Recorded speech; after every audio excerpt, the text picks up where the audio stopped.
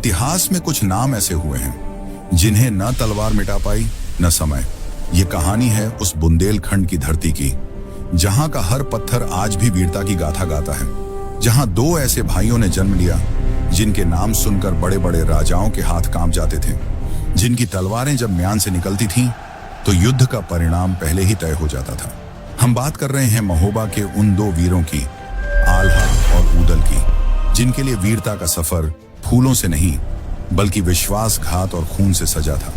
ऐसे घाव जो दुश्मनों ने नहीं बल्कि अपनों की चालों ने दिए थे। और क्या है वो रहस्य मध्य प्रदेश के मैहर देवी मंदिर में, जहां रात भर पट बंद रहने के बाद भी सुबह ताजे फूल चढ़े मिलते हैं। और आल्हा ऊदल के बारे में क्यों कहा जाता है, बड़े लड़िया महोबा वाले जिनकी मार सही न जाए, एक को मारे दुई मर जावे, तिजा खौफ खाए मर जाए, और उनके अंत का वो रहस्य जो आज तक कोई नहीं जानता। तो बने रहिए इस वीडियो में, जहां हम जानेंगे आल्हा ऊदल के जन्म से लेकर मां शारदा के परम भक्त बनने तक की पूरी कहानी।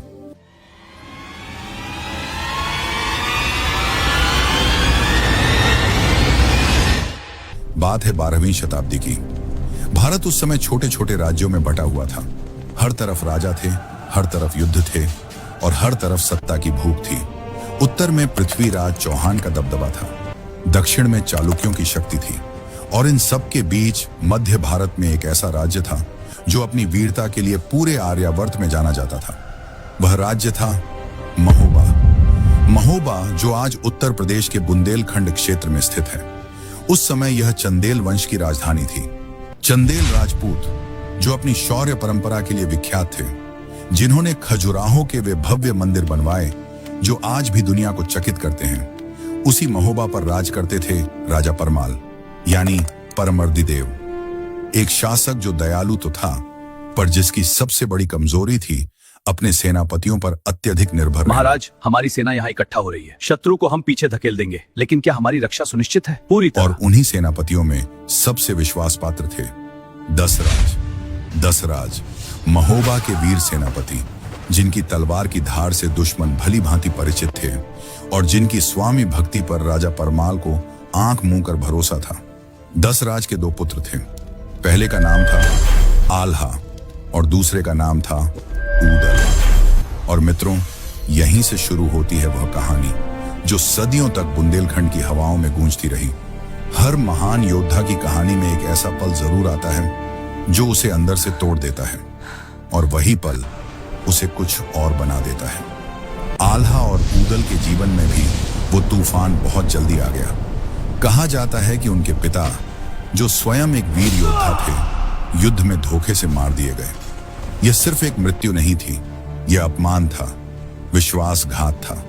उस दिन दो बच्चों ने सिर्फ अपने पिता को नहीं खोया बल्कि अपने अंदर कुछ और खो दिया, अपनी मासूमियत। और उसी क्षण जन्म हुआ एक ऐसे संकल्प का जो खून से लिखा गया था, बदला। अब उनके लिए युद्ध सिर्फ कर्तव्य नहीं रहा, यह उनके अस्तित्व का हिस्सा बन चुका था। हर सांस के साथ, हर वार के साथ सिर्फ एक ही लक्ष्य था, अपने पिता की मृत्यु का बदला। राजा परमाल ने उन्हें राज दरबार में पाला और राजकुमारों की तरह शस्त्र विद्या, घुड़सवारी और युद्ध नीति में पारंगत किया। आल्हा बचपन से ही शांत स्वभाव के थे, कम बोलते थे, पर जब बोलते थे तो हर बात में गहराई होती थी।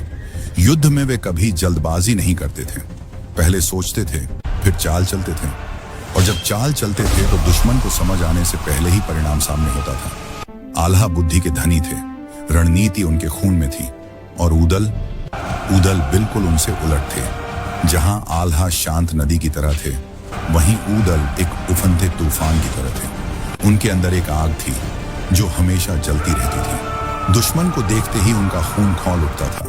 महोबा के दरबार में दोनों की प्रतिष्ठा बढ़ती गई, पर अहंकार कभी नहीं आया। और हर बड़े युद्ध से पहले आल्हा मैहर जाकर मां शारदा का आशीर्वाद लेते थे। यह श्रद्धा उनके जीवन का अटूट हिस्सा थी।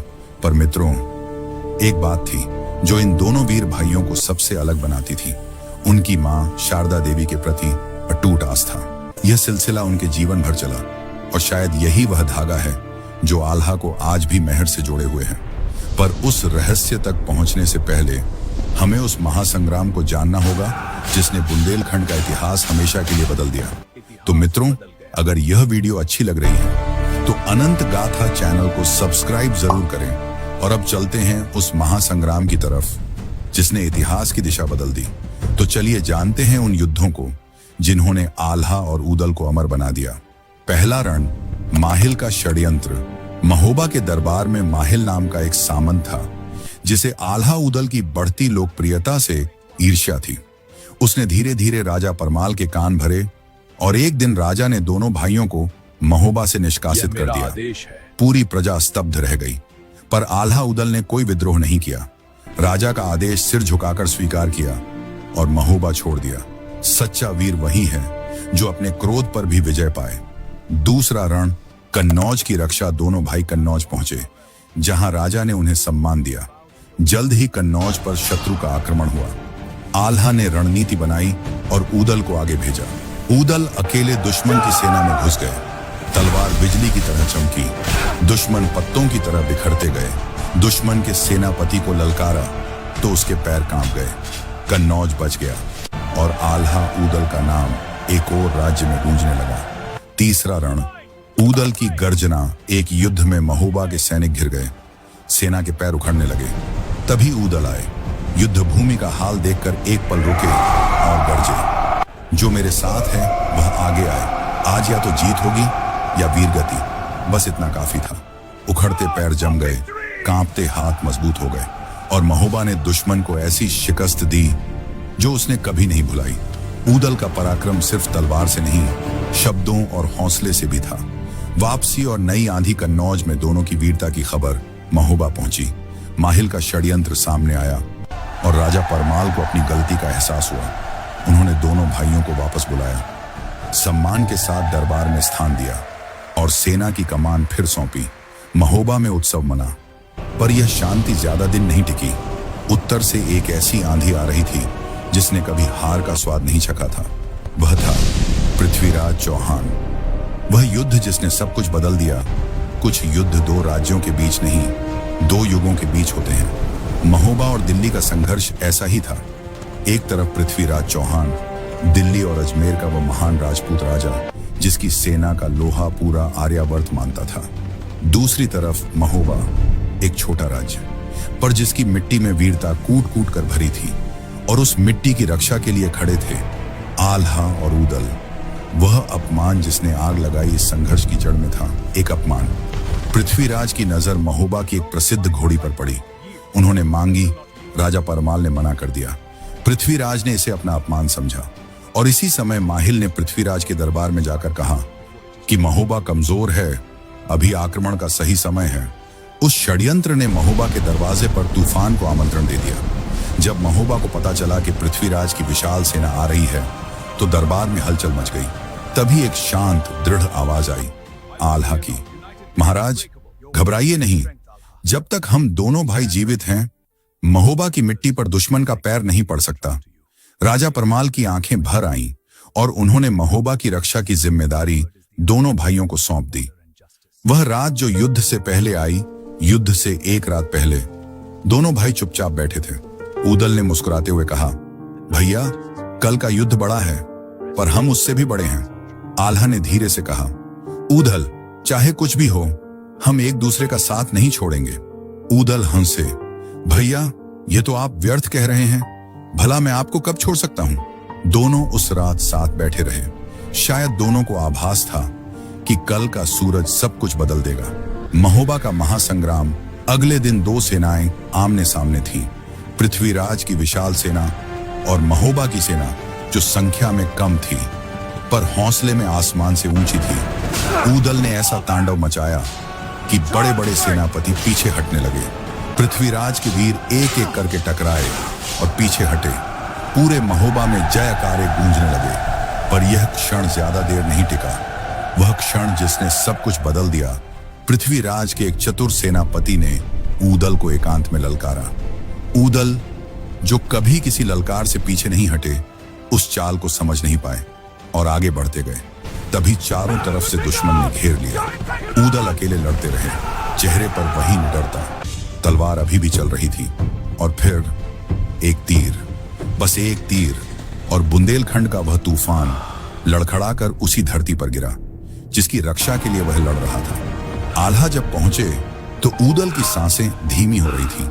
उन्होंने भाई को बाहों में उठाया, आंसू बह रहे थे। उस आल्हा के जिन्होंने कभी कोई युद्ध आंसुओं से नहीं लड़ा था। ऊदल ने कहा, भैया रोइए मत, वीर गति तो हर योद्धा की सबसे बड़ी इच्छा होती है।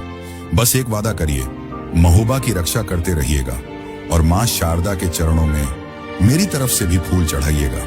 और इतना कहकर वह आग, वह तूफान, वह अजेय योद्धा हमेशा के लिए शांत हो गया। आल्हा का अंतिम प्रहार ऊदल के जाने के बाद आल्हा का दर्द क्रोध बना, क्रोध तूफान बना। अकेले उन्होंने पृथ्वीराज की सेना पर ऐसा प्रहार किया कि दुश्मन के पैर उखड़ गए। कहा जाता है कि स्वयं पृथ्वीराज ने कहा, ऐसा योद्धा मैंने आज तक नहीं देखा। पर इस युद्ध का अंत क्या हुआ? महोबा बचा या नहीं? और आल्हा का अंत कैसे हुआ? बुंदेलखंड में एक मान्यता सदियों से चली आ रही है। कहा जाता है कि आल्हा और उनके साथी योद्धा कोई साधारण मनुष्य नहीं थे। वे 12 वीर थे, 12 ऐसे योद्धा जिन्हें स्वयं देवताओं का आशीर्वाद प्राप्त था। और इन 12 वीरों में सबसे ऊपर थे आल्हा। कहा जाता है कि मां शारदा देवी की अटूट भक्ति के कारण आल्हा को एक ऐसा वरदान मिला था जो किसी साधारण मनुष्य को नहीं मिलता, चिरंजीवी होने का वरदान। जी हां मित्रों, बुंदेलखंड की लोक कथाएं कहती हैं कि आल्हा अमर हैं, उन्हें मृत्यु नहीं आ सकती। वे आज भी इस धरती पर विचरण करते हैं, बस उन्हें देखने की दृष्टि चाहिए। जब पृथ्वीराज चौहान से हुए उस महासंग्राम में ऊदल वीर गति को प्राप्त हुए तो आल्हा के भीतर कुछ टूट गया। वह भाई जो उनकी शक्ति था, वह भाई जो उनका साहस था, वह भाई जो उनकी आत्मा का आधा हिस्सा था, वह चला गया था।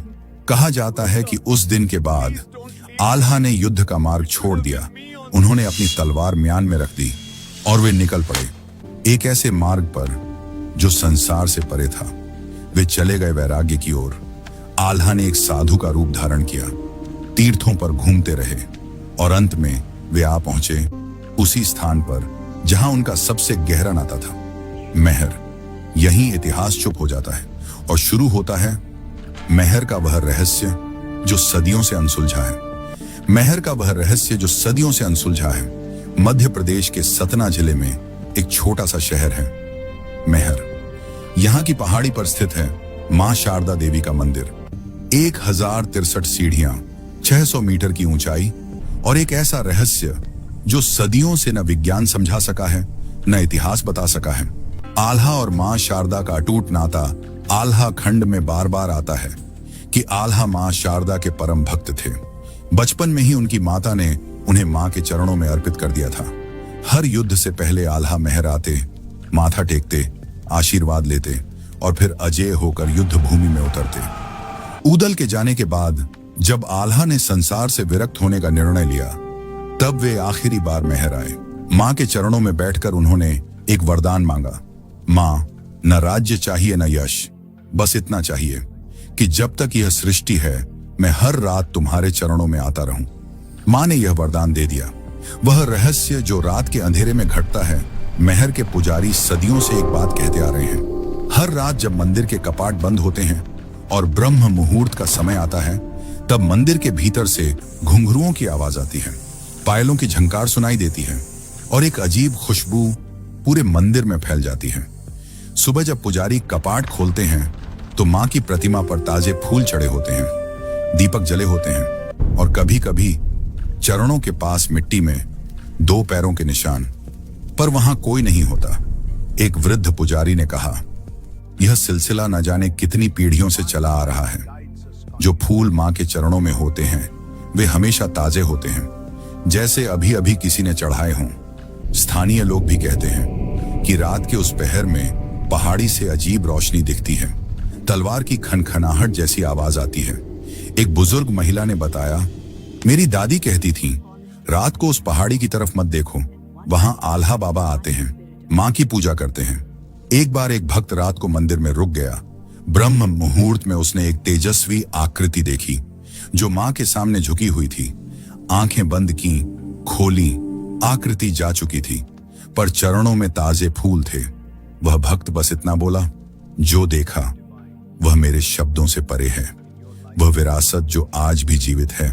कुछ कहानियां किताबों में बंद रहती हैं, कुछ संग्रहालयों में सज जाती हैं, पर आल्हा ऊदल की कहानी आज भी बुंदेलखंड की हवाओं में तैरती है, चौपालों पर गूंजती है और माताओं की लोरियों में बसती है।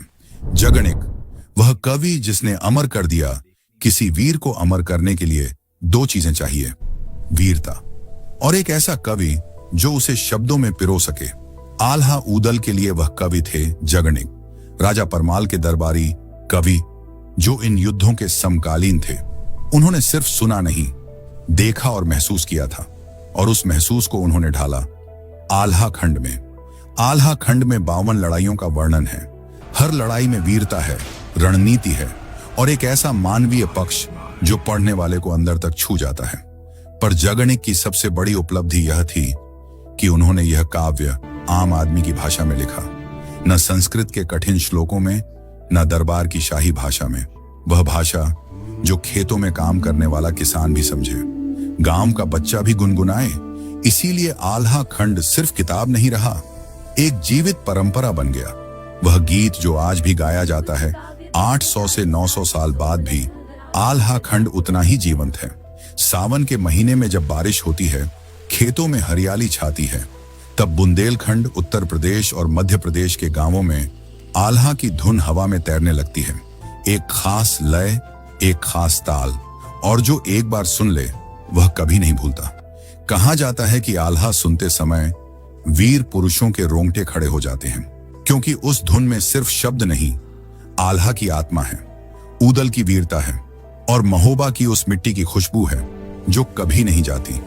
वह अंत जो कभी हुआ ही नहीं। हर कहानी का अंत होता है, पर कुछ कहानियां ऐसी होती हैं जो खत्म होती हैं तो लगता है कुछ अधूरा रह गया।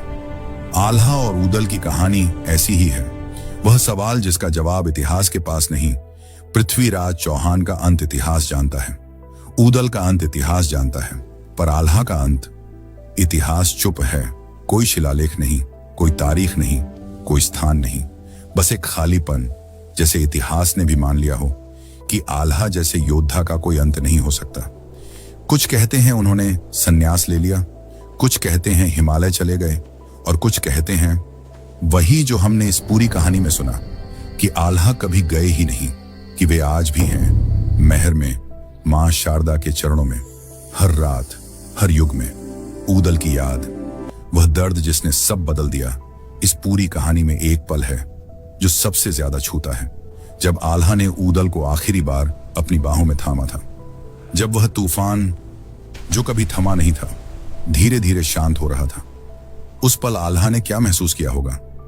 जो आपकी शक्ति था, आपका साहस था, आपकी आग था, जब वह चला जाए तो क्या बचता है? शायद यही वह दर्द था जिसने आल्हा को बदल दिया, जिसने उस वीर योद्धा को एक ऐसे इंसान में बदल दिया जो सिर्फ मां शारदा के चरणों में बैठना चाहता था। और शायद इसीलिए आल्हा आज भी महर जाते हैं, उस वादे को निभाने के लिए जो ऊदल ने मरते वक्त मांगा था। भैया, मां शारदा के चरणों में मेरी तरफ से भी फूल चढ़ाइएगा। आल्हा आज भी वह फूल चढ़ाते हैं, हर रात, बिना नागा, बिना रुके। वह आखिरी सबक इस पूरी कहानी से अगर एक बात लेनी हो तो वह यह है, इतिहास उन्हें याद रखता है जो सिर्फ अपने लिए नहीं, अपनी धरती और अपने लोगों के लिए जीते हैं। आल्हा ऊदल के पास वीरता थी, यश था, प्रजा का प्यार था, पर कभी घमंड नहीं किया। जब सब कुछ खो गया तब भी सिर नहीं झुका। यही वीरता है, यही बुंदेलखंड की असली पहचान है। और अगर कभी महर जाए, उन 1063 सीढ़ियों को चढ़ें तो एक बार पलट कर देखें। शायद आपको एक ऐसी उपस्थिति महसूस हो जो दिखती नहीं पर होती है, और उस पल आप समझ जाएंगे आल्हा सच में कभी गए नहीं। बड़े लड़िया महोबा वाले जिनकी मार सही न जाए, एक को मारे दुई मर जावे, तिजा खौफ खाए मर जाए। यही थे आल्हा और ऊदल, जिनकी वीरता की गूंज 800 साल बाद भी उतनी ही तेज है। मित्रों, ऐसी ही एक और कहानी है राधा की। कृष्ण से बिछड़ने के बाद क्या हुआ और राधा की मृत्यु कैसे हुई, स्क्रीन पर क्लिक करके जरूर देखें।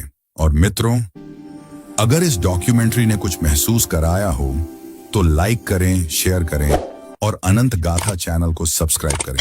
क्योंकि भारत का इतिहास किताबों में नहीं, इन जीवित कहानियों में बसता है। जय हिंद, जय महोबा, जय बुंदेलखंड।